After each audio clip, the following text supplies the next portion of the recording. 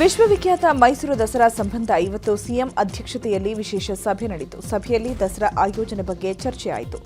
October 11ರಂದು Dasara ಉದ್ಘಾಟನೆಯಾಗಲಿದೆ. ಇನ್ನು October 21ರ ಮಧ್ಯಾಹ್ನ 4:10ಕ್ಕೆ ಮೀನಲಗ್ನದಲ್ಲಿ ದಸರಾ ಜಂಬೂ ಸವಾರಿ ನಡೆಯಲಿದೆ. ದಸರಾ ಆಚರಣೆಗೆ 45 ಕೋಟಿ ಮೀಸಲು ಇಡಲಾಗಿದೆ. ಪಂಚಿನ ಕವಾಯತು, ಏರ್ ಶೋ, ಡ್ರೋನ್ ಶೋಗಳಿಗೆ ದಸರಾದಲ್ಲಿ ಅನುಮತಿ ನೀಡಲಾಗಿದೆ.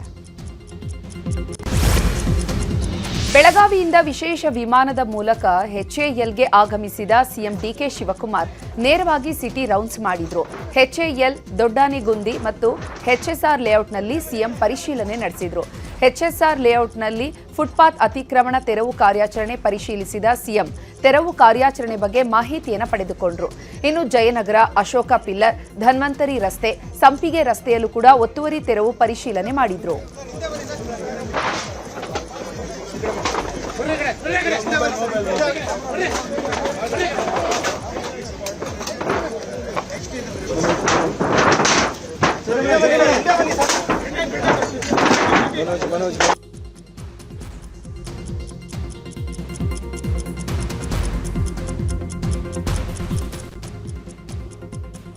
ನಮ್ಮ ಬೀದಿ ಬದಿ ವ್ಯಾಪಾರಿಗಳಿಗೆ ಹೇಳಿದಷ್ಟೇ. ಈಗ ನಮಗೆ ನಾವು ಹಿಂದೆ ಐಡೆಂಟಿಫಿಕೇಶನ್ ಕಾರ್ಡ್ ಕೊಟ್ಟಿದ್ದು, ಆದರೆ ಕೋರ್ಟ್ ಅವರು ಅದನ್ನು ವಜಾ ಮಾಡಿದ್ದಾರೆ. ನಿಮಗೆ ಮತ್ತೆ ನಾವು ಐಡೆಂಟಿಫಿಕೇಶನ್ ಕಾರ್ಡ್ ಕೊಡ್ತೀವಿ, ಬೇರೆ ಜಾಗಗಳನ್ನ ನೋಟಿಫೈ ಮಾಡ್ತೀವಿ. ಆ ನೋಟಿಫೈ ಜಾಗದಲ್ಲಿ ಬನ್ನಿ, ವ್ಯಾಪಾರ ಮಾಡ್ಕೊಳ್ಳಿ, ನೀವು ವಾಪಸ್ ಹೋಗಿ. ಹಾಗಂತ ಎಲ್ಲೆಲ್ಲ ಹೊರಗಡೆ ಇರೋರಿಗೆಲ್ಲ ನಾವೆಲ್ಲ ಮಾಡೋಕ್ಕಾಗಲ್ಲ. ಕೆಲವೆಲ್ಲ ದೊಡ್ಡ ಮಾಫಿಯಾ ಇದೆ ಇಲ್ಲಿ. ನಾವು ಇದಕ್ಕೆ ಎಲ್ಲ ಪಕ್ಷದವರು ಕೂಡ ಇದಕ್ಕೆ ಬೆಂಬಲವಾಗಿ ನಿಂತಿದ್ದಾರೆ. ಸೊ ಬೆಂಗಳೂರು ಸ್ವಚ್ಛ ಬೆಂಗಳೂರನ್ನ ಕಾಪಾಡಬೇಕು.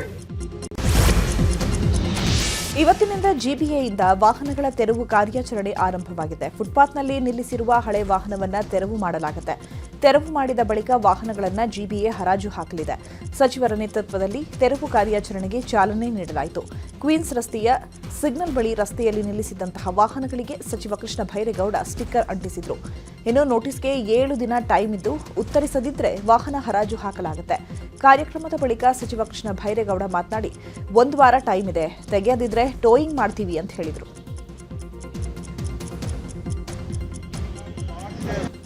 ಅವರ ಗಾಡಿಗಳನ್ನು ರಸ್ತೆಗಳಲ್ಲಿ, ಫುಟ್ಪಾತ್ಗಳಲ್ಲಿ ಎಲ್ಲಂದರೆ ಅಲ್ಲೇ ಬಿಟ್ಟು ಇದರಿಂದ ಸಾರ್ವಜನಿಕರು ಓಡಾಡೋದಕ್ಕೂ ತೊಂದರೆ ಮಾಡ್ತಾ ಇದ್ದಾರೆ. ಅಷ್ಟೇ ಅಲ್ಲ, ಜನಗಳಿಗೆ ಸೇರಿದ ಜಾಗವನ್ನು ಅವರು ಅತಿಕ್ರಮಣ ಮಾಡಿಕೊಂಡಿದ್ದಾರೆ ಸ್ವಂತಕ್ಕೆ. ಸುಮಾರು 1581 ವೆಹಿಕಲ್ಸು ರಸ್ತೆ ಬದಿಯಲ್ಲಿ ಈ ರೀತಿ ಬಿಟ್ಟಿರುವಂಥದ್ದನ್ನು ಅವರು ಈಗಾಗಲೇ ಗುರುತಿಸಿದ್ದಾರೆ. ಅಂಥ ಗುರುತಿಸಿರುವಂಥ ವೆಹಿಕಲ್ಸನ್ನ ಈಗ ಇವತ್ತಿಂದ ನಾವು ಅದಕ್ಕೆ 1 ವಾರದ ನೋಟಿಸನ್ನು ಅಂಟಿಸ್ತಾ ಇದ್ದೇವೆ.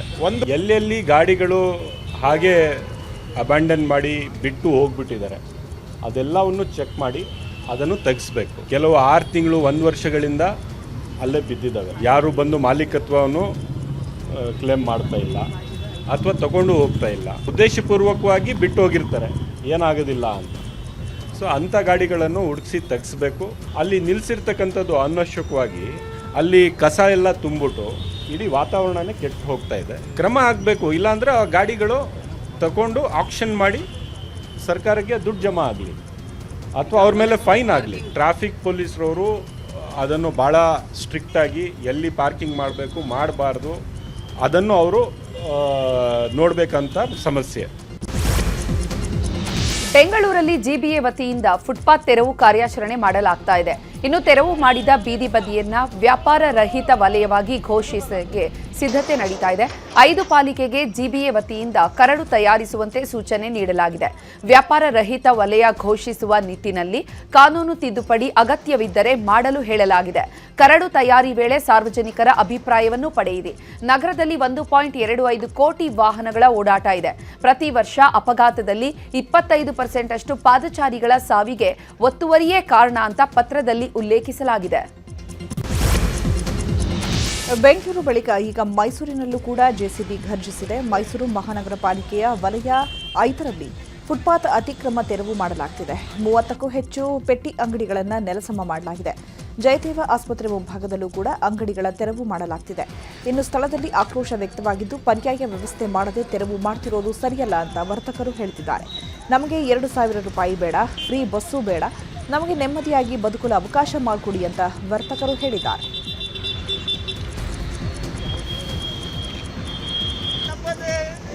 ನಡೆಸ್ಕೊಡ್ಲಿ. ನಮ್ಗೆ ಏನ್ ಮಾತಾಡ್ಬೇಕು ಅಂತ ಗೊತ್ತಾಗಿಲ್ಲ. ನಾವು ಇದೇ ನಮ್ಮ ಆಸ್ತಿ ಅಂತಸ್ತು ಮನೆ ಅಂತ ತಿಳ್ಕೊಂಡಿದ್ದೆ. ನಾವು ಎಲ್ಗೋ ಜೀವನ ನಡೆಸ್ತಾ ಇದ್ದು. ನಾವು ಇದು ಹಿಂಗ್ ಮಾಡ್ಬಿಟ್ರು, ಅನ್ಯಾಯ ಮಾಡಿದ್ರೆ ನಮ್ಗೆ ಜಾಸ್ತಿ ಅನ್ಯಾಯ ಮಾಡ್ಬಿಟ್ರು. ಕೊಡೋದಿಲ್ಲ ಲಾರಿಲಿ ಅಂಗಡಿಯಲ್ಲಿ ಅಂತ ಹೇಳಿದ್ರು ಸರ್. ನಮ್ಗೆ ನಮ್ ಕೆಲಸ ಮಾಡಕ್ಕಾಗಲ್ಲ ಸರ್. ಏನ್ ಮಾಡ್ಬೇಕು ಏನ್ ಗೊತ್ತಾ. ನಾವು ಇಲ್ಲಿ 6 ವರ್ಷದಿಂದ ಬೀದಿ ವ್ಯಾಪಾರ ಮಾಡ್ಕೊಂಡಿದ್ದೀವಿ. ಅವರು 1 ವಾರದಿಂದ ಮುಂಚೆನೂ ಬಂದು ನಮಗೆ ಇನ್ಫಾರ್ಮ್ ಮಾಡಲಿಲ್ಲ. ಒಂದು ಬೇರೆ ಕಡೆ ವ್ಯವಸ್ಥೆನೂ ಮಾಡಿಕೊಟ್ಟಿಲ್ಲ. ಏಕಾಏಕಿ ಬಂದು ನಮ್ಮನ್ನು ತೆಗೀರಿ, ನಾವು ಬಂದು ಇಲ್ಲ ಅಂದ್ರೆ ತೆಗಿಲಿಲ್ಲ ಅಂದ್ರೆ ನಜ್ಜಿ ಗುಜ್ಜಿ ಮಾಡ್ತೀವಿ ಅಂತ ಬಂದು ಏಕಾಏಕಿ ಧಮಕಿ ಮಾಡಿ ನಮಗೆ ಹೇಳ್ಬಿಟ್ಟು ಹೋದ್ರು. ನಮ್ಗೆ ಗೊತ್ತಿತ್ತು, ಆದ್ರೆ ಮೈಸೂರಲ್ಲೇ ಮಾಡ್ತಾರೆ ಅಂತ ನಮಗೆ ಅವ್ರಿಗೆ ಫಸ್ಟ್ ಇನ್ಫಾರ್ಮೇಶನ್ ಕೊಡ್ಬೇಕಿತ್ತಲ್ವಾ, ನಮ್ಗೆ ಕೊಟ್ಟಿಲ್ಲ ಅವರು.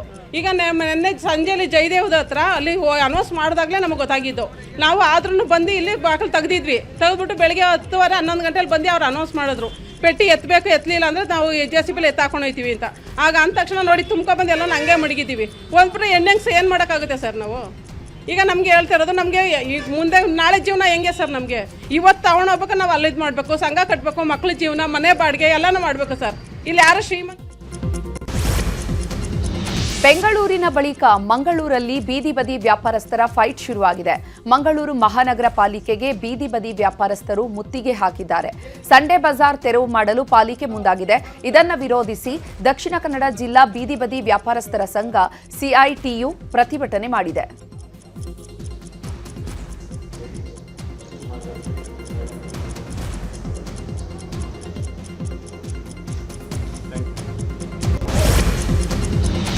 ರಾಜ್ಯದಲ್ಲಿ ಶಾಶ್ವತ ವಾಸ ಪ್ರಮಾಣ ಪತ್ರ ವಿತರಣೆಗೆ ರಾಜ್ಯ ಸರ್ಕಾರ ಮುಂದಾಗಿದೆ. ಆದರೆ ಇದನ್ನು ತಡಿಬೇಕು ಅಂತ ಕೇಂದ್ರ ಸಚಿವೆ ಶೋಭಾ ಕರಂದ್ಲಾಜೆ ಆಗ್ರಹಿಸಿದ್ದಾರೆ. ಈ ಕುರಿತಂತೆ ಕೇಂದ್ರ ಗೃಹ ಸಚಿವ ಅಮಿತ್ ಶಾಗೂ ಶೋಭಾ ಕರಂದ್ಲಾಜೆ ಪತ್ರ ಬರೆದಿದ್ದಾರೆ.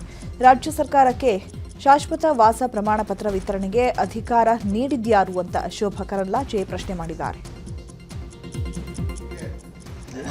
ವಲಸೆಯನ್ನ ಗುರುತಿಸುವುದು ರಾಜ್ಯ ಸರ್ಕಾರದ ಕೆಲಸ ಅಲ್ಲ, ಕೇಂದ್ರ ಸರ್ಕಾರದ ಕೆಲಸ. ಯಾರು ವಲಸಿಗರು, ಎಷ್ಟು ವರ್ಷದಿಂದ ಇದ್ದಾರೆ, ಅಕ್ರಮವಾಗಿ ಬಂದಿರುವವರನ್ನು ಹೇಗೆ ಗುರುತು ಮಾಡ್ತಾರೆ ಇವರು? ಇವತ್ತು ಮಸೀದಿಗಳಲ್ಲಿ ಹೋಗಿ, ಮದ್ರಸಾಗಳಲ್ಲಿ ಹೋಗಿ ಇವರು 500 ರೂಪಾಯಿ 1000 ರೂಪಾಯಿ ಕೊಟ್ಟು ಈ ಸರ್ಟಿಫಿಕೇಟ್ ತಗೊಂಡ್ರೆ ನಾಳೆ ಎಲ್ಲದಕ್ಕೂ ಅದು ಅಪ್ಲೈ ಆಗುತ್ತೆ. ದೇಶದ ಭದ್ರತೆಗೆ ರಿಸ್ಕ್ ತರುವಂತ ಕೆಲಸವನ್ನು ನೀವು ಮಾಡ್ತಾ ಇದ್ದೀರಿ. ನಿಮ್ಮ ಉದ್ದೇಶ ಒಂದೇ, ಅಕ್ರಮ ವಲಸಿಗರನ್ನ ವೋಟರ್ ಲಿಸ್ಟ್ ಅಲ್ಲಿ ಸೇರಿಸುವುದು, ಅವರಿಗೆ ಸ್ಕೀಮ್ಗಳನ್ನು ಕೊಡುವುದು. ನಿಮ್ಗೆ ಕರ್ನಾಟಕದ ನಾಗರಿಕರು ಬೇಕಿಲ್ಲ, ನಿಮ್ಗೆ ಬಹುಸಂಖ್ಯಾತರು ಬೇಕಿಲ್ಲ. ದೇಶದ ಗೃಹ ಮಂತ್ರಿಗಳಿಗೆ ಕೂಡ ಪತ್ರವನ್ನು ಬರೆದಿದ್ದೀನಿ. ಯಾವುದೇ ಕಾರಣಕ್ಕಾಗಿ ಇನ್ನು ಗೃಹ ಸಚಿವ ಪ್ರಿಯಾಂಕ್ ಖರ್ಗೆ ವಿರುದ್ಧವೂ ಶೋಭಾ ಕರಂದ್ಲಾಜೆ ವಾಗ್ದಾಳಿ ನಡೆಸಿದ್ದಾರೆ. ಗೃಹ ಸಚಿವರು RSSನ ಸಚಿವರಾಗಿದ್ದಾರೆ. ಅಕ್ರಮಗಳ ಬಗ್ಗೆ ಮಾತನಾಡಲ್ಲ. ದಿನ ಬೆಳಗಾದ್ರೆ ಅವರಿಗೆ RSS ಬಗ್ಗೆಯೇ ಚಿಂತೆ. ಯಾವ ಜಿಲ್ಲೆಗೆ ಹೋಗಿ ಅವರು ಸಭೆ ಮಾಡಿದ್ದಾರೆ ಅಂತ ಪ್ರಶ್ನೆ ಮಾಡಿದ್ರು. ಕರ್ನಾಟಕದ ಗೃಹ ಮಂತ್ರಿಗಳು ಒಂದು ದಿನನೂ ಕೂಡ ಕರ್ನಾಟಕದಲ್ಲಾಗುವಂತ ಅತ್ಯಾಚಾರದ ಬಗ್ಗೆ, ಕರ್ನಾಟಕದಲ್ಲಿ ಆಗ್ತಾ ಇರುವಂತ ಕೊಲೆ ಬಗ್ಗೆ, ಕರ್ನಾಟಕದಲ್ಲಿ ಆಗ್ತಾ ಇರುವಂತ ಡ್ರಗ್ಸ್ ದಂಧೆ ಬಗ್ಗೆ, ಕರ್ನಾಟಕದಲ್ಲಿ ಆಗ್ತಾ ಇರುವಂತ ಅಕ್ರಮಗಳ ಬಗ್ಗೆ ಅವರು ಮಾತಾಡಿದ್ರು. ಪ್ರತಿನಿತ್ಯ ಬೆಳಗ್ಗೆ ಮಾತಾಡುದು RSS ಬಗ್ಗೆ. ಅಂದ್ರೆ RSS. ಇನ್ನು ಮೈಸೂರಲ್ಲಿ ಮಾಜಿ ಸಂಸದ ಪ್ರತಾಪ್ ಸಿಂಹ ಕೂಡ ಮಾತನಾಡಿ ಪ್ರಿಯಾಂಕ್ ಖರ್ಗೆ ವಿರುದ್ಧ ಕಿಡಿಕಾರಿದ್ರು. ಗೃಹ ಸಚಿವರಿಗೆ RSS ಬಗ್ಗೆ ತಲೆಹರಟೆ ಮಾತು ಬಿಟ್ರೆ ಬೇರೆ ಏನೂ ಗೊತ್ತಿಲ್ಲ. ರಾಜ್ಯದಲ್ಲಿ ಕಾನೂನು ಸುವ್ಯವಸ್ಥೆ ಸಂಪೂರ್ಣವಾಗಿ ಹದಗೆಟ್ಟಿದೆ ಅಂತ ಆರೋಪಿಸಿದ್ರು. ಪ್ರಿಯಾಂಕ್ ಖರ್ಗೆ ಅವರಿಗೆ RSS ದಿನ ಅವಿವು ಇಂತ ಮಾತಾಡೋಂಥದ್ದು, ತಲಾರಟೆ ಮಾತಾಡೋದು, ಕೊಂಕ ಮಾತಾಡೋಂಥದ್ದು, ಟ್ವಿಟರ್ ಅಲ್ಲಿ ಹೋಗಿ ಕುತ್ಕೊಂಡು ಉದ್ದುದ್ದ ಬರೆಯೋಂಥದ್ದು, ಇನ್ಯಾವುದೋ ಹೋಗ್ಬಿಟ್ಟು ಹಣಗಿಡುವಂತ ಕುಂಕುಮ ಕೇಸರ್ ಅಂತ ಹೇಳ್ಬಿಟ್ಟು ದಾರಿ ತಪ್ಸಕ್ ಬರುವಂತದ್ದು, ಈ ತರ ಪೆದ್ದು ಮಾತಾಡೋದು ಬಿಟ್ರೆ ಅವ್ರಿಗೆ ಇನ್ನೇನು ಬರಲ್ಲ. ಈ ಹಿಂದೆನೂ ಕೂಡ ಸಿದ್ದರಾಮಯ್ಯನವರ ಸರ್ಕಾರ ಇದ್ದಾಗಲೂ ಕೂಡ ಒಂದಷ್ಟು ಕೂಗುಮಾರಿಗಳಿದ್ರು. ಆ ಕೂಗುಮಾರಿಯಲ್ಲಿ ಈ ಪ್ರಿಯಾಂಕ್ ಖರ್ಗೆ ಒಬ್ರು. ಈ ಕೂಗುಮಾರಿಗಳಿಂದ ಏನು ಆಡಳಿತ ವ್ಯವಸ್ಥೆ ಸರಿಯಾಗಕ್ಕೆ ಸಾಧ್ಯ ಇಲ್ಲ. ಸರ್ಕಾರ ಜನರಿಗೆ ಶಾಶ್ವತ ಪ್ರಮಾಣ ಪತ್ರ ನೀಡ್ತಾ ಇರೋದಕ್ಕೆ ಬಿಜೆಪಿ ವಿರೋಧ ವ್ಯಕ್ತ ಮಾಡ್ತಾ ಇದೆ. ಇದಕ್ಕೆ ಸಚಿವ ಪ್ರಿಯಾಂಕ್ ಖರ್ಗೆ ಕೌಂಟರ್ ಕೊಟ್ಟಿದ್ದಾರೆ. ನಾವು ಶಾಸಕರು, ನಮ್ಮ ಕೆಲಸ ಶಾಸನ ಮಾಡೋದು. ಸರ್ಕಾರದಿಂದ ಅಧಿಕೃತವಾಗಿ ನಿವಾಸ ದೃಢೀಕರಣ ಪತ್ರ ಕೊಡ್ತೇವೆ. ನಾವೇನು ಪಕ್ಷದಿಂದ ಕೊಡ್ತಿಲ್ಲ ಅಂತ ಕಿಡಿಕಾರಿದ್ರು. ಚುನಾವಣಾ ಆಯೋಗ ಕೇಂದ್ರದ ಕಪಿಮುಷ್ಟಿಯಲ್ಲಿದೆ ಅಂತ ಟಾಂಗ್ ಕೊಟ್ಟಿದ್ದಾರೆ. ನಾವ್ಯಾರು? ಶಾಸಕರದ್ದು ಕೆಲಸ ಏನು? ಶಾಸನ ಮಾಡೋದು. ಶಾಸನ ಮಾಡ್ತೀವಿ, ಗೌರ್ಮೆಂಟ್ ಆರ್ಡರ್ ಹೊಡಿಸ್ತೀವಿ. ಅಧಿಕೃತವಾಗಿ ಸರ್ಕಾರದಿಂದಾನೇ ಕೊಡ್ತಾ ಇದೀವಿ, ಕಾಂಗ್ರೆಸ್ ಪಾರ್ಟಿಯಿಂದ ಕೊಡ್ತಾ ಇದೀವ ನಾವು? ಗೌರ್ಮೆಂಟ್ ಏನು ಒಂದು ವ್ಯವಸ್ಥೆ ಇದೆ, ಸರ್ಕಾರದ ವ್ಯವಸ್ಥೆ ಇದೆ ಅಂತ ನಾವು ಪರ್ಮನೆಂಟ್ ರೆಸಿಡೆನ್ಸಿ ಸರ್ಟಿಫಿಕೇಟ್ ಮಾಡೋ ಹಕ್ಕು ನಮಗಿದೆ ಅಲ್ವಾ. ಈಗ ಇವರಿಗೇನು ಸಮಸ್ಯೆ ಆಗ್ತಾಯಿದೆ ಗೊತ್ತಿಲ್ಲ ಅಲ್ಲ ನಮ್ಗೆ. ಬೆಳಗಾವಿ ಜಿಲ್ಲೆಗೆ 3 ಸಚಿವ ಸ್ಥಾನ ಕೇಳಿದ್ದೇವೆ ಅಂತ ರಾಮದುರ್ಗ ಶಾಸಕ ಅಶೋಕ ಪಟ್ಟಣ ಹೇಳಿದ್ದಾರೆ. ಬೆಳಗಾವಿಯಲ್ಲಿ ಮಾತನಾಡಿದ ಅವರು, ನಾನು ಪದೇ ಪದೇ ಚಿಕ್ಕ ಮಕ್ಕಳಂತೆ ಮಂತ್ರಿ ಸ್ಥಾನ ಕೊಡುವಂತೆ ಕೇಳುವುದಿಲ್ಲ. ಸಚಿವ ಸ್ಥಾನಕ್ಕಾಗಿ ಮುಖ್ಯಮಂತ್ರಿ ಹಿಂದೆ ಬೀಳಲ್ಲ. ನನಗೂ ಕೂಡ ಗೌರವ ಇದೆ, ಸ್ವಾಭಿಮಾನ ಇದೆ. ಸಚಿವ ಸ್ಥಾನಕ್ಕಿಂತಲೂ ಸ್ವಾಭಿಮಾನ ದೊಡ್ಡದು. ನಾವೆಷ್ಟು ಕೆಲಸ ಮಾಡಿದ್ದೇವೆ ಎನ್ನುವಂಥದ್ದು ಸಿಎಂಗೆ ಗೊತ್ತಿದೆ. ನನ್ನ ರಾಜಕೀಯ ನಿವೃತ್ತಿ ಮಾತು ಎಲ್ಲ ಊಹಾಪೋಹ. ನನ್ನ ಉಸಿರು ಇರುವವರೆಗೂ ರಾಜಕಾರಣ ಮಾಡ್ತೀನಿ ಅಂತ ಅಂದರು. ಮಂತ್ರಿ ಮಾಡಿ ನಾನು ಹಿಂದೆ ಬಿಡಲ್ಲ. ಯಾಕೆ ನಮಗೂ ಒಂದು ಗೌರವ ಇದೆ. Self respect is very important for the ಮಿನಿಸ್ಟ್ರಿಗಿನ ದೊಡ್ಡದು ಸ್ವಾಭಿಮಾನ ದೊಡ್ಡದಿರ್ತದೆ. ಆದ್ದರಿಂದ ನಾವು ಸಿ ಎಮ್ ಗೊತ್ತಿದೆ ನಾವು ಎಷ್ಟು ಕೆಲಸ ಮಾಡಿದ್ವಿ, ಎಷ್ಟು ವರ್ಷದಿಂದ ದುಡಿತಾ ಇದ್ವಿ, ನಿಷ್ಠಾವಂತರ ಇದೀವಿ ಅಂತ ಗೊತ್ತಿದೆ. ಅವರು ಸಂದರ್ಭ ಕರೆಕ್ಟಾಗಿ ಅವರು ಮಂತ್ರಿಮಂಡಲ ಮಾಡ್ತಾರೆ ಅಂತ ನಾನು ಎಕ್ಸ್ಪೆಕ್ಟ್ ಮಾಡ್ತೀನಿ. ಬೆಳಗಾವಿಗೆ ಜಿಲ್ಲೆ ಒಟ್ಟು 3 ಕೊಡು ಅಂತ ಹೇಳಿದೀವಿ. ನೆನ್ನೆ ಕೂಡ ಹೇಳಿದೀವಿ, ಎಲ್ಲ ಶಾಸಕರು ಮೀಟ್ ಮಾಡಿ. ಬೆಳಗಾವಿ ಜಿಲ್ಲೆ ಭಾಳ ದೊಡ್ಡದು. ಹಿಂದಿನ ಮಂತ್ರಿಮಂಡಲ BJP ಅದಾಗಲಿ ಯಾವ ಪಕ್ಷ ಬಂದರೂ ಕೂಡ 2 ರಿಂದ 3 ಅಂತೂ. ಬೆಂಗಳೂರಿನ ಖಾಸಗಿ ಹೋಟೆಲ್ನಲ್ಲಿ ಬಿಜೆಪಿ ಜೆಡಿಎಸ್ ಸಮನ್ವಯ ಸಮಿತಿ ಸಭೆ ನಡೆಯಿತು. ಹಿರಿಯೂರು ಉಪಚುನಾವಣೆ ಸಮನ್ವಯ ಸಮಿತಿ ರಚನೆ ಸಂಬಂಧ ಚರ್ಚೆಯಾಗಿದೆ. ಇನ್ನು ಸಭೆಯಲ್ಲಿ ಬಿಜೆಪಿ ರಾಜ್ಯಾಧ್ಯಕ್ಷ ವಿಜಯೇಂದ್ರ, ಕೇಂದ್ರ ಸಚಿವ ಕುಮಾರಸ್ವಾಮಿ, ಬಿಜೆಪಿ ರಾಜ್ಯ ಉಸ್ತುವಾರಿ ರಾಧಾ ಮೋಹನ್ ದಾಸ್ ಅಗ್ರವಾಲ್ ಸೇರಿದಂತೆ ಹಲವರು ಪಾಲ್ಗೊಂಡಿದ್ದರು. ಸಭೆ ಬಳಿಕ ಮಾತನಾಡಿದ ವಿಜಯೇಂದ್ರ, ಕುಮಾರಸ್ವಾಮಿ ಅವರ ಜೊತೆ ಪ್ರಚಲಿತ ರಾಜಕಾರಣದ ಬಗ್ಗೆ ಚರ್ಚೆ ಮಾಡಿದ್ದೇನೆ.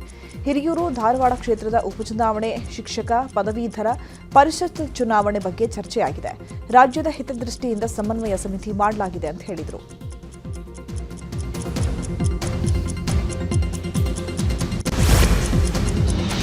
ಬೆಂಗಳೂರಿನ ಪಾಲಿಕೆಗಳ ಚುನಾವಣೆ ಮುಂದೂಡುವಂತೆ ಸುಪ್ರೀಂಗೆ ಮತ್ತೆ ಅರ್ಜಿ ಸಲ್ಲಿಸಲಾಗಿದೆ. GBA chief commissioner Maheshwara Rao ಸುಪ್ರೀಂಗೆ ನಿನ್ನೆಯೇ ಅರ್ಜಿ ಸಲ್ಲಿಸಿದ್ದಾರೆ. ನಗರ ಪಾಲಿಕೆಗಳ ಚುನಾವಣೆ ನಡೆಸಲು ಮತ್ತಷ್ಟು ಕಾಲಾವಕಾಶ ಬೇಕು ಅಂತ ಅರ್ಜಿಯಲ್ಲಿ ಉಲ್ಲೇಖಿಸಲಾಗಿದೆ. ಇದೇ ವಿಚಾರವಾಗಿ ಮಾತನಾಡಿದ ಸಿಎಂ, ಎಲ್ಲ ವಿಚಾರವನ್ನು ಅಧಿಕಾರಿಗಳಿಗೆ ಬಿಟ್ಟಿದ್ದೇವೆ ಅಂತ ಅಂದರು. ಅವರು ಬಿಟ್ಬಿಟ್ಟಿದ್ದೀವಿ, ಅವರು ಕೊಡಲ್ಲ ಅಂತ ಈಗಾಗಲೇ ಹೇಳಿದ್ದಾರೆ, ಲಾಸ್ಟ್ ನಿಮಗೆ ಆಗಸ್ಟ್ ಅಂತ. ಬಟ್ ವಾಸ್ತವಾಂಶ ಸ್ವಲ್ಪ ಸಮಸ್ಯೆ ಇದೆ ಅವರ ಅಧಿಕಾರಿಗಳದು. ಅವ್ರಿಗೆ ಬಿಟ್ಬಿಟ್ಟಿದ್ದೀನಿ, ನಾನು ಇದಕ್ಕೆ ಇಂಟರ್ಫಿಯರ್ ಆಗಲ್ಲ. ನಾವು ಸಿದ್ಧತೆ ಏನು ಮಾಡ್ಕೊಳ್ಬೇಕು, ಎಲೆಕ್ಷನ್ಗೆ ಸಿದ್ಧತೆಯನ್ನು ನಮ್ಮ ಪಕ್ಷಗಳಲ್ಲಿ ನಾವೆಲ್ಲ ಮಾಡ್ಕೊಳ್ತಾ ಇದ್ದೀವಿ. ಅವರು ಕೊಡಲ್ಲ ಅಂತ ಈಗಾಗಲೇ ಹೇಳಿದ್ದಾರೆ, ಲಾಸ್ಟ್ ನಿಮಗೆ ಆಗಸ್ಟ್ ಅಂತ. ಬಟ್ ವಾಸ್ತವಾಂಶ ಸ್ವಲ್ಪ ಸಮಸ್ಯೆ ಇದೆ ಅವರ ಅಧಿಕಾರಿಗಳದು. ಅವ್ರಿಗೆ ಬಿಟ್ಬಿಟ್ಟಿದ್ದೀನಿ, ನಾನು ಇದಕ್ಕೆ ಇಂಟರ್ಫಿಯರ್ ಆಗಲ್ಲ. ನಾವು ಇನ್ನು ಕೆಪಿಸಿಸಿ ಅಧ್ಯಕ್ಷ ಹರಿಪ್ರಸಾದ್ ಮಾತನಾಡಿದ್ದು, ಸರ್ಕಾರಕ್ಕೆ ಚುನಾವಣೆ ನಡೆಸಲು ಮನಸ್ಸಿದೆ, ಆದರೆ ಈಗ ಅಧಿಕಾರಿಗಳು ಬೇರೆ ಕೆಲಸದಲ್ಲಿ ಬ್ಯುಸಿಯಾಗಿದ್ದಾರೆ, ಹಾಗಾಗಿ ಮೇಲ್ಮನವಿ ಸಲ್ಲಿಸಲಾಗಿದೆ ಅಂತ ಅಂದರು. ಸರ್ಕಾರಕ್ಕೆ ನಾವು ಚುನಾವಣೆ ಮಾಡಲಿಕ್ಕೋಸ್ಕರ ರೆಡಿಯಾಗಿ ಮ್ಯಾನಿಫೆಸ್ಟೋ ಎಲ್ಲ ಕಮಿಟಿಗಳೆಲ್ಲ ಮಾಡ್ಕೊಂಡಿದ್ದೀವಿ. ತೊಂದರೆ ಏನಾಗಿದೆ ಅಂದರೆ SIR ಮಾಡೋಕ್ಕೆ ಅವ್ರಿಗೆ ಇನ್ನೂ ಸರ್ಕಾರಿ ಅಧಿಕಾರಿಗಳೇ ಸಿಗ್ತಾ ಇಲ್ಲ. ಅಧಿಕಾರಿಗಳ ಕೊರತೆ ಇರೋದ್ರಿಂದ SIR ಮಾಡೋಕ್ಕಾಗ್ತಾ ಇಲ್ಲ. ಅದೇ ಸಂದರ್ಭದಲ್ಲಿ ಯಾಕಂದರೆ 29 ಜುಲೈವರೆಗೂ ಇವರು SIR ಮಾಡಬೇಕು. ಈಗ ಅವರು ನೀವು ಅಧಿಸೂಚನೆ ಹೊಡಿಸ್ಬೇಕಂದ್ರೆ ಈಗ ಜುಲೈ ತಿಂಗಳಲ್ಲೇ ಹೊರಡಿಸ್ಬೇಕು. ಒಂದು 15ನೇ ತಾರೀಕು ಇಲ್ಲಾಂದರೆ 30ನೇ ತಾರೀಕು ಒಳಗಡೆ ಹೊರಡಿಸ್ಬೇಕು. ಅದಾದ ನಂತರ ಎಲೆಕ್ಟ್ರಲ್ ರೋಲ್ಸ್ ಮಾಡಬೇಕಲ್ಲ, ಅದನ್ನು ಕ್ಲಾರಿಟಿ ಇಲ್ಲ, ಯಾವ ಎಲೆಕ್ಟ್ರಲ್ ರೋಲ್ಸ್ ಮೇಲೆ ನಾವು ಚುನಾವಣೆ ಮಾಡಬೇಕು ಅಂತ ಹೇಳಿ. ಅದಕ್ಕೆ ಸರ್ಕಾರದವ್ರು ಹೋಗಿರೋದಲ್ಲ, ಅಲ್ಲಿರ್ತಕ್ಕಂಥ ಅಧಿಕಾರಿಗಳಲ್ಲಿ ಇರ್ತಕ್ಕಂಥ ಏನಂತೀರ ಡಿಸಡ್ವಾಂಟೇಜ್ ಏನಿದೆ, ಅದಕ್ಕೋಸ್ಕರ ಅವ್ರು ಕೋರ್ಟ್ಗೆ ಹೋಗಿದ್ದಾರೆ. ಕೇಂದ್ರ ಸಚಿವ HD ಕುಮಾರಸ್ವಾಮಿ ಮಾತನಾಡಿದ್ದು, ಸರ್ಕಾರಕ್ಕೆ ಜಿಬಿಎ ಚುನಾವಣೆ ಮಾಡಲು ಭಯ ಇದೆ, ಎಲ್ಲಿ ಸೋಲುತ್ತೇವೆ ಅಂತ ಚುನಾವಣೆ ಮುಂದೂಡಲು ಪ್ಲಾನ್ ಮಾಡ್ತಿದ್ದಾರೆ ಅಂದರು. ಚುನಾವಣೆ ನಡೆಸೋದಕ್ಕೆ ಅವ್ರಿಗೆ ಹಂಚಿಕೆ ಇದೆ. ಈಗ ಡಿಸೆಂಬರ್ಗೆ ಅರ್ಜಿ ಆಗ್ತಾವ್ರೆ, ಗೊತ್ತಿದೆ ನನಗೆ. ಒಂದು ವಾರದಿಂದಲೇ ಈ ವಿಷಯ ನಮ್ಮ ಮುಂದೆ ಬಂದಿದೆ. ಡಿಸೆಂಬರ್ವರೆಗೂ ಚುನಾವಣೆ ಬೇಡ ಅಂತ ಹೇಳಿ. ಕಾವೇರಿ ನದಿ ಪಾತ್ರದ ರೈತರ ಬೆಳೆಗಳಿಗೆ ಸದ್ಯಕ್ಕಿಲ್ಲ ನೀರು ಅಂತ ಜಲಸಂಪನ್ಮೂಲ ಸಚಿವ ರಾಮಲಿಂಗಾರೆಡ್ಡಿ ಹೇಳಿದ್ದಾರೆ. ವಿಧಾನಸೌಧದಲ್ಲಿ ಕೆಆರ್ಎಸ್ ಅಧಿಕಾರಿಗಳ ಜೊತೆ ಸಭೆ ನಡೆಸಿ ಮಾತನಾಡಿದ ರಾಮಲಿಂಗಾರೆಡ್ಡಿ, ಮುಂದೆ ಹೆಚ್ಚು ನೀರು ಸಂಗ್ರಹವಾದರೆ ಬೆಳೆಗಳಿಗೆ ನೀರು ಕೊಡ್ತೀವಿ. 15 ದಿನಗಳಲ್ಲಿ ಮಳೆಯಾದರೆ ಕಷ್ಟ ಪರಿಹಾರ ಆಗಬಹುದು. ಶಾಸಕರು ಕೃಷಿಗೆ ನೀರು ಬಿಡುವಂತೆ ಕೇಳಿದ್ದಾರೆ. ಸದ್ಯಕ್ಕೆ ನೀರು ಸಂಗ್ರಹವಿಲ್ಲ ಅಂತ ಮನವರಿಕೆ ಮಾಡಿಕೊಟ್ಟಿದ್ದೇವೆ ಅಂತ ಹೇಳಿದರು. ಆಗ ಮಳೆ ಬಿದ್ದಿರಲಿಲ್ಲ, ನಮ್ಮಲ್ಲಿ ಬೆಳೆಗಳಿಗೆ ಆಗುವಷ್ಟು ನೀರಿಲ್ಲ ನಮ್ಮ ಹತ್ರ ಈಗ. ಮತ್ತು ರೆಗ್ಯುಲೇಟರಿ ಅಥಾರಿಟಿಯವರು 15ಕ್ಕೆ ಮೀಟಿಂಗ್ ಇದ್ದಾರೆ. ಪ್ರತಿ 15 ದಿವಸಕ್ಕೊಂದ್ಸಲಿ ಅವರು ಮೀಟಿಂಗ್ ಮಾಡ್ತಾರೆ. ಮತ್ತು ವಾಟರ್ ಮ್ಯಾನೇಜ್ಮೆಂಟ್ KWME ಅಲ್ಲ, ಮೊನ್ನೆ ಹೋದ ತಿಂಗಳು ಮೀಟಿಂಗ್ ಆಯಿತು ಒಂದು 20 ದಿವಸಕ್ಕೆ ಮುಂಚೆ. ಆಗ ಮಳೆ ಬಿದ್ದಿರಲಿಲ್ಲ, ನಮ್ಮಲ್ಲಿ ಡ್ಯಾಮ್ಸ್ ಎಲ್ಲ ಕೂಡ ಭಾಳ ಕಡಿಮೆ ಇತ್ತು. ಆಗ ಮುಂದಕ್ಕೆ ಮಳೆ ಬರಲಿ ನೋಡೋಣ ಅಂತ ಮೀಟಿಂಗು ಮುಂದಕ್ಕೆ ಹಾಕಿದ್ರು. ಮಂಡ್ಯದಲ್ಲಿ ನಾಲೆಗಳಿಗೆ ನೀರು ಬಿಡಲು ಆಗ್ರಹಿಸಿ ರೈತರು ಪ್ರತಿಭಟನೆ ಮಾಡಿದ್ದಾರೆ. ಶ್ರೀರಂಗಪಟ್ಟಣ ಬಳಿ ಬೆಂಗಳೂರು ಮೈಸೂರು ಹೆದ್ದಾರಿಯನ್ನು ತಡೆದು ರೈತರು ಆಕ್ರೋಶ ವ್ಯಕ್ತಪಡಿಸಿದರು. ಸರ್ಕಾರ, ಜಿಲ್ಲಾಡಳಿತದ ವಿರುದ್ಧ ಪ್ರತಿಭಟನಾಕಾರರು ಆಕ್ರೋಶ ಹೊರಹಾಕಿದ್ರು. ಕೂಡಲೇ ನಾಲೆಗೆ ನೀರು ಬಿಡಬೇಕು, ಇಲ್ಲವಾದರೆ ನಾಲೆಯಿಂದ ಅಸಹಕಾರ ಚಳುವಳಿಯನ್ನ ನಾಳೆಯಿಂದ ಮಾಡ್ತೀವಿ ನಾವು ಅಂತ ರೈತರು ಎಚ್ಚರಿಕೆ ನೀಡಿದ್ದಾರೆ.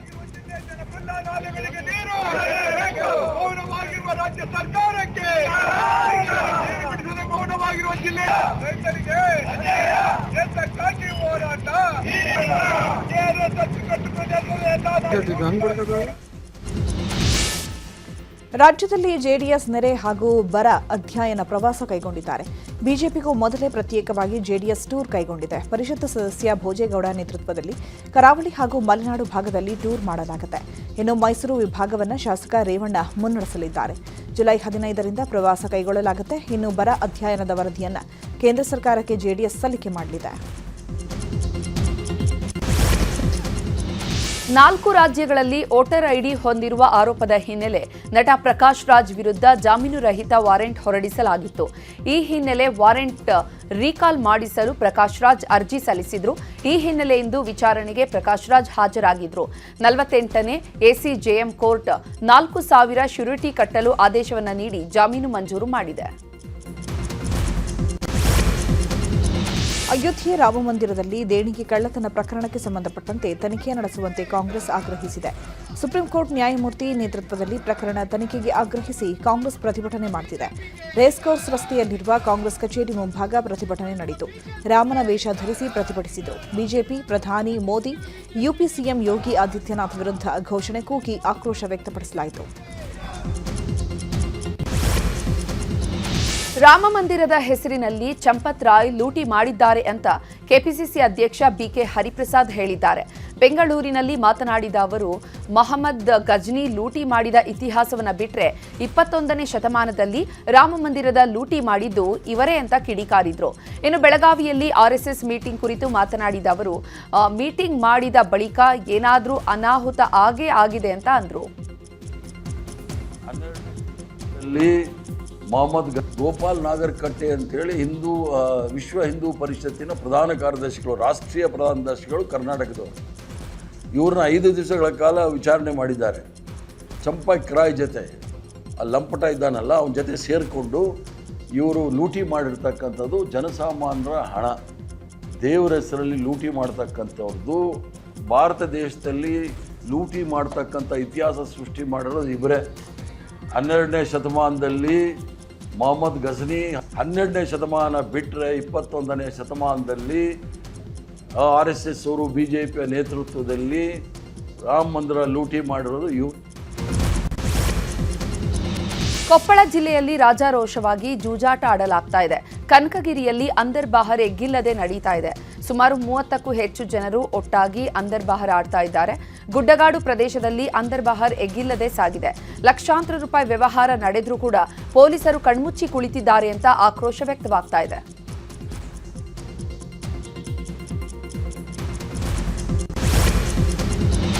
ಮಂಡ್ಯ ರೈಲ್ವೆ ನಿಲ್ದಾಣಕ್ಕೆ ಗಂಟು ಮೂಟೆ ಸಮೇತ ಸುಮಾರು 50ಕ್ಕೂ ಅಧಿಕ ಜನರು ಆಗಮಿಸಿದ್ದಾರೆ. ಇವರು ಬಾಂಗ್ಲಾ ಪ್ರಜೆಗಳ ಅನ್ನೋ ಅನುಮಾನ ಸ್ಥಳೀಯರಲ್ಲಿ ಮೂಡಿತು. ಅನುಮಾನಾಸ್ಪದ ರೀತಿ ಗುಂಪು ಕಟ್ಟಿಕೊಂಡು ಬಂದವರನ್ನ ಸ್ಥಳೀಯರು ಪ್ರಶ್ನೆ ಮಾಡಿದ್ದು, ಐಡಿ ಕಾರ್ಡ್, ಆಧಾರ್ ಕಾರ್ಡ್ ಪರಿಶೀಲಿಸಿದ್ದಾರೆ. ಪರಿಶೀಲನೆ ವೇಳೆ ಅವರ ಬಳಿ ಪಶ್ಚಿಮ ಬಂಗಾಳದ ಆಧಾರ್ ಕಾರ್ಡ್ ಸಿಕ್ಕಿದೆ. ಇನ್ನು ಸ್ಥಳೀಯರು ವಿಚಾರಣೆ ಮಾಡುತ್ತಿದ್ದಂತೆ ವಲಸಿಗರು ಜಾಗ ಖಾಲಿ ಮಾಡಿದ್ದಾರೆ.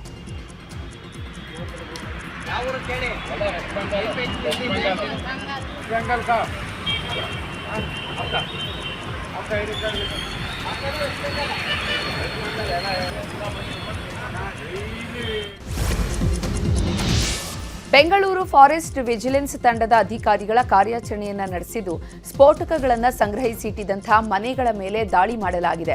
ಬೆಂಗಳೂರು ದಕ್ಷಿಣ ಜಿಲ್ಲೆ ಕನಕಪುರ ತಾಲೂಕಿನ ನಲ್ಲಹಳ್ಳಿ ಎಂಬಲ್ಲಿ ದಾಳಿ ಮಾಡಲಾಗಿದೆ.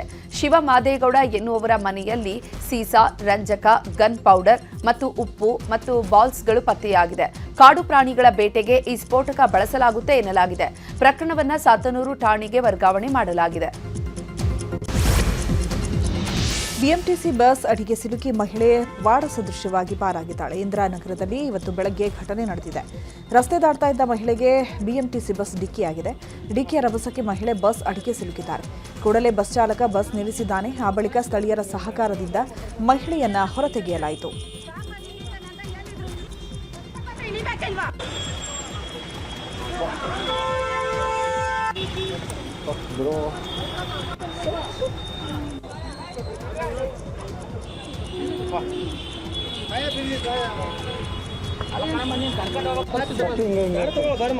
ನಿಮಗೆ ತಪ್ಪು ಇರುತ್ತೆ. ಸಾಕಲ್ಲಿ ಅಂತ ಹೇಳಿದ್ರು ಇಳಿಬೇಕಲ್ವಾ?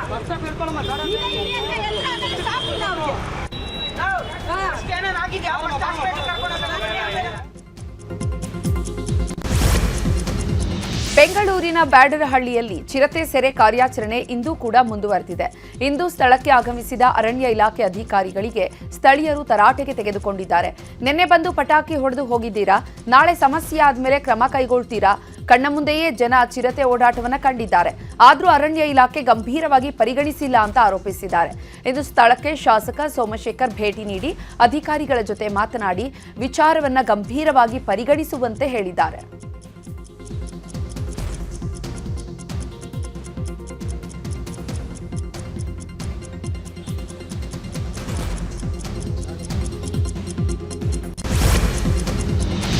ಹೇಮಾವತಿ ನದಿಯ ಹಿನ್ನೀರಿನಲ್ಲಿ ಮೀನು ಹಿಡಿಯಲು ತೆರಳಿದ್ದ ಇಬ್ಬರು ನಾಪತ್ತೆಯಾಗಿದ್ದಾರೆ. ಕೊಡಗು ಜಿಲ್ಲೆ ಕೊಡ್ಲಿಪೇಟೆ ಸಮೀಪದ ಜನಾರ್ದನಹಳ್ಳಿಯಲ್ಲಿ ಘಟನೆ ನಡೆದಿದೆ. ನಿನ್ನೆ ರಾತ್ರಿ ಹೇಮಾವತಿ ಹಿನ್ನೀರಿಗೆ ಮೀನು ಹಿಡಿಯಲು ನಾಗರಾಜ್, ಶಿವರಾಜ್ ತೆರಳಿದ್ರು. ಇವತ್ತು ನದಿ ಬಳಿ ಹೋಗಿ ತೆರಳಿದಾಗ ನದಿ ಬದಿಯಲ್ಲಿ ರೇನ್ಕೋಟ್, ಮೀನು ಹಿಡಿಯುವ ಬಲೆ, ಚಪ್ಪಲ್ ಪತ್ತೆಯಾಗಿದೆ. ಉತ್ತರ ಕನ್ನಡ ಜಿಲ್ಲೆಯ ಯಲ್ಲಾಪುರ ತಾಲೂಕಿನ ಆರತಿ ಬೈಲ್ ಬಳಿ ರಾಷ್ಟ್ರೀಯ ಹೆದ್ದಾರಿ 52ರಲ್ಲಿ ಅನಿಲ ತುಂಬಿದ ಟ್ಯಾಂಕರ್ ಪಲ್ಟಿಯಾಗಿದ್ದು ಆತಂಕ ಸೃಷ್ಟಿಯಾಗಿದೆ. ಸ್ಥಳಕ್ಕೆ ಯಲ್ಲಾಪುರ ಪೊಲೀಸರು ಮತ್ತು ಅಗ್ನಿಶಾಮಕ ಸಿಬ್ಬಂದಿ ದೌಡಾಯಿಸಿದ್ದು ಸುರಕ್ಷತಾ ಕ್ರಮ ಕೈಗೊಂಡಿದ್ದಾರೆ ಮತ್ತು ಟ್ಯಾಂಕರ್ನಿಂದ ಅನಿಲ ಸೋರಿಕೆ ಆಗಿಲ್ಲ. ಸಮರೋಪಾದಿಯಲ್ಲಿ ತೆರವು ಕಾರ್ಯಾಚರಣೆ ಮಾಡಲಾಗ್ತಾ ಇದೆ. ಮಣಿಪಾಲ ಸಮೀಪ ಶಾಲಾ ಬಸ್ ಕಂದಕಕ್ಕೆ ಉರುಳಿ ಬಿದ್ದಿದೆ. ಪರ್ಕಳ ಸಮೀಪದ ಕೋಡಂಗೆಯಲ್ಲಿ ಘಟನೆ ನಡೆದಿದೆ. ಚಾಲಕನ ನಿಯಂತ್ರಣ ತಪ್ಪಿ ಘಟನೆ ನಡೆದಿದೆ. ಇನ್ನು ಅಪಘಾತದಲ್ಲಿ 7 ಮಕ್ಕಳಿಗೆ ಗಾಯವಾಗಿದ್ದು 1 ಮಗು ತಲೆಗೆ ಪೆಟ್ಟಾಗಿದೆ. ಇನ್ನು ಶಾಲೆಯ ಆಡಳಿತ ಮಂಡಳಿ ನಿರ್ಲಕ್ಷ್ಯದಿಂದಲೇ ಘಟನೆ ನಡೆದಿದೆ ಅನ್ನೋ ಆರೋಪ ಕೇಳಿಬಂದಿದೆ. 14 ಸೀಟ್ ಸಾಮರ್ಥ್ಯದ ಬಸ್ನಲ್ಲಿ 25 ಮಕ್ಕಳನ್ನು ತುಂಬಲಾಗಿತ್ತು. ಈ ಪಲ್ಟಿಯಾದಂತಹ ಬಸ್ಗೆ ಫಿಟ್ನೆಸ್ ಇಲ್ಲ ಅಂತ ಸ್ಥಳೀಯರು ಆರೋಪಿಸಿದ್ದಾರೆ. ಹುಬ್ಬಳ್ಳಿಯಲ್ಲಿ ಹೆಲ್ಮೆಟ್ ಹಾಕದೆ ಅಡ್ಡಾದಿಡ್ಡಿ ಬೈಕ್ ಚಲಾಯಿಸಿದ ವಾಹನ ಸವಾರ ಬರೋಬ್ಬರಿ 18,000 ರೂಪಾಯಿ ದಂಡ ಕಟ್ಟಿದ್ದಾನೆ. ಬೈಕ್ ಮೇಲೆ ಭಾರೀ ದಂಡ ಇದ್ರೂ ಕೂಡ ಪೊಲೀಸರ ಕಣ್ತಪ್ಪಿಸಿ ಓಡಾಡ್ತಾ ಇದ್ದ. ಸುಮಾರು 36,500 ರೂಪಾಯಿ ದಂಡ ಬೈಕ್ ಮೇಲೆ ಇತ್ತು. ಇದೀಗ ಸರ್ಕಾರ ದಂಡ ಪಾವತಿಗೆ ರಿಯಾಯಿತಿಯನ್ನ ನೀಡಿದ ಹಿನ್ನೆಲೆ ಇಂದು ದಂಡ ಪಾವತಿ ಮಾಡಿದ್ದಾನೆ.